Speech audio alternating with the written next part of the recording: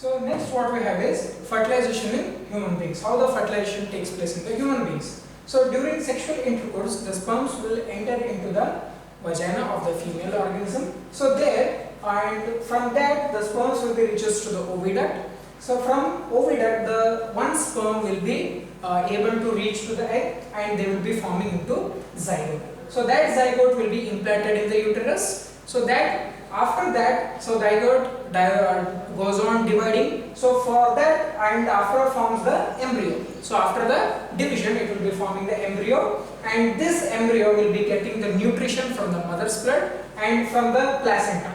So it is a placenta, it is a thin layer on the uterus. So it will be providing the nutrition materials to the growing embryo. So the development of the child will be taking place in mother womb or the uterus for 9 months, and the child will be born after the 9 months. So these are the early development of the embryo. These are the structures of early development of the embryo. Next. So it is the stages of early development of the embryo. So here there is a formation of 2 stage, 4 stage, 8 stage, and the implantation of zygote. Then so there is a chronic villi, yolk sac. So this is the development of the fetus. So after that there will be reproduction or the pregnancy. So from the pregnancy time, the organism will be given out from the body of the female organism. Next what we have is menstruation or the menstrual cycle. So the ovary produces 1 egg every month.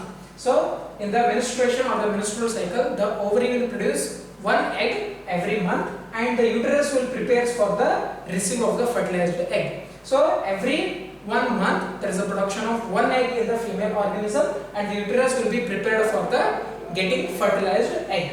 So the wall becomes thick and spongy with blood vessels for nourishing the embryo. So there will be the uterus will be thick and spongy with the blood vessels, and it is prepared for the nourishment of the embryo. So if the fertilization does not take place, then the uterus wall will be breaking and comes out from the vagina as blood and mucus. If there is no fertilization, then the uterus wall will be breaking down, and the blood will be coming out from the vagina, and the blood and the mucus will be coming out from the vagina. So this cycle will be taking place every single month of the year. So that we call it as a menstruation or the menstrual cycle. Next, reproductive health. So how we have to maintain the reproductive health? That is, first one is sexually transmitted diseases, that we call it as a STDs.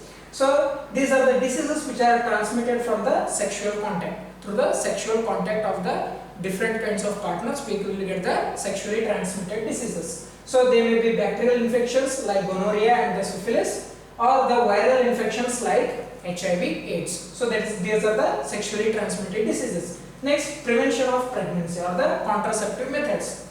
So the pregnancy can be prevented by the 3 main methods, that is barrier methods, chemical methods, and the surgical methods. So the barrier methods, there is a consist of using of condoms, diaphragm, and copper T, etc. Then in chemical methods, we are taking the drugs like the pills. So different kinds of pills will be taken, and from the surgical method, they will be removing or tying of the small part of the vas deferens in the male, that is called the vasectomy, and in the females, they will be tying the fallopian tube, that is called as a tubectomy. Vasectomy in the male organisms, tubectomy in the female organisms. So this is about the reproductive health. So thank you. So if you have any kinds of doubts, you can share with me, and we will be discussing on the next topic in the next class. Thank you.